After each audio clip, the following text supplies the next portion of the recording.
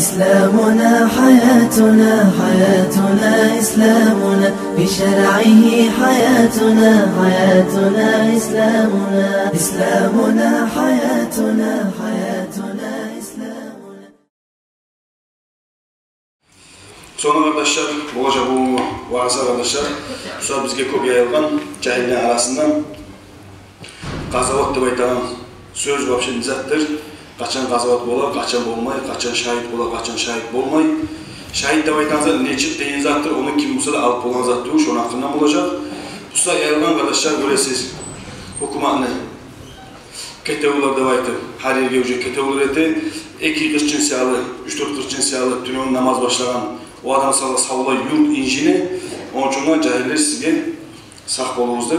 Hadislerden tabarak şahitlerin hakkından ayma sürmesi inşallah. Şahit de bayılan adam kardeşler, Allah lillah uçur. Allah lillah uçur. Savlay dünya, labullu alimler, barda tohtaşı bir zatını eğer aytsa şuna gazavatta baytıp, şu zamanla şu gazavatta ölgen adam, o zamanlarda ölgen, art vermey, aldı bakkan halda, Allah ile yüreğini niyatta, şu zamanla bir incidir kardeşler, şahit de bayılan zat. Peygamber Aleyhisselatü Vesselam gelip bir sayıda değil. Ya Resulallah, adam malına salay duruş öldü, bir adam bir de ikilik isalı öldü, birisi din için öldü, kayısı bulan şahit dediğin zamanda kayısı mısa dedi baytan Peygamber Aleyhisselatü Vesselam. Şu özü siyahlığa, din bir azsam algı vardı mısa, onu şu şahit de baytan. Onun için kankusa bizim cahilleri eteğize dinli algı kayda barına koysun, hatta sağlığı dünyaya yayıp durağız biz, Müslümanlar öldürmek kanıp durar. Daha yok, bizim dinimiz öldürmek. Şola yayılan her bizim dünyada, onda bizi anlamayla cahilleri bu sayede tutar şu zaman bizge balağını. Onun için bizim İslam öldürmek değil, bizim İslam adamını kanışmak değil, başını kesmek değil, başını çaçıramak değil. Bizim İslam kardeşler ayrı İslam. Peygamber ayetken Aleyhisselatü Vesselam ve size arası ayetayım da siz suyunayın zaten, birbiriniz suyunayın zaten. Ayet dediğiniz zamanda birbirinize salam ayetiniz. Tanısanız tanımasanız da assalamu aleyküm. Manası zaten sana sağ salamat, sen dua etsen bana. Tanısanlar, tanımasanlar şu adamla sen dua etmek. Aşaş yapmak, su içilmek, kara bizim taza gelgen neşik arı gelgen. Peygamber zamanında sallallahu aleyhi ve sellem zamanında kardeşler bolan haber.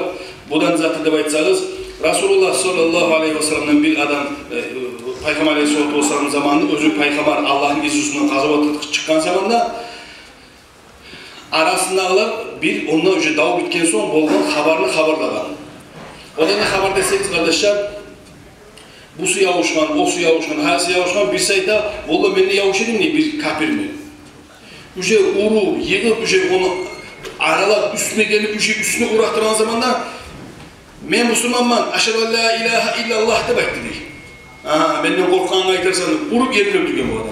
Ara, kapir, Peygamber'de özüge izni verip çıkan adam, kazavatkan.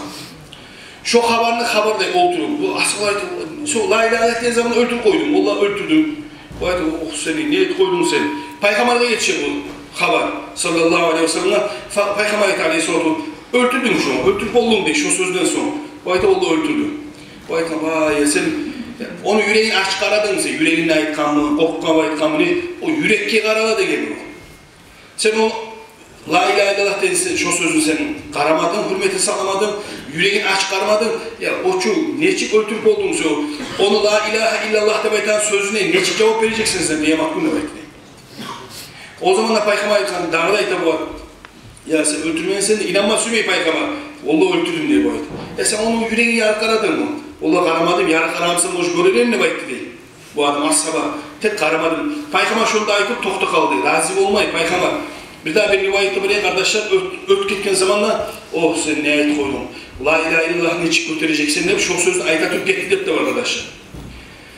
Biraz zamanda kalmadı şu kimin hakkında söylenen adam geçingen ashaba onu gömgen kardeşler.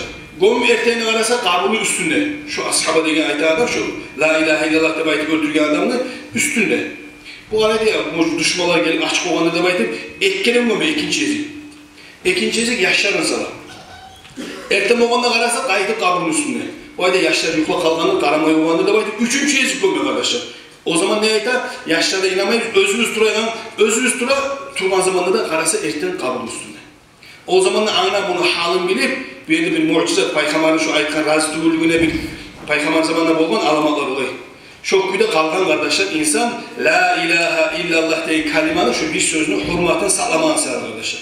Onun için biz hali boyunca kitaplarda yürürlüğen nizat Allah bizim suratlarımızı aramayı bizimki sakalımız olsa da, arı olsa da, mazallı olsak da, neçik olsak da, tuhum, tayfa bizzat kadar aramayı. Allah arayı bir gene bir yürek gel.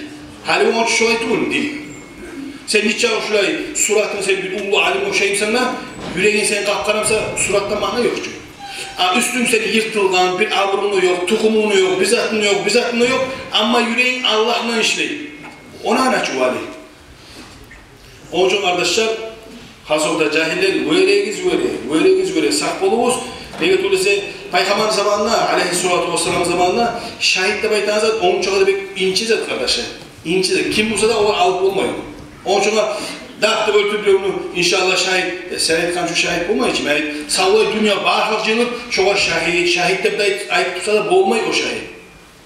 Çoğunca azavat Peygamber'in üstüne zaman, barınan zamanlardan korkup, at verdin, vurup öldürür. Sen şahit durursa bir şey.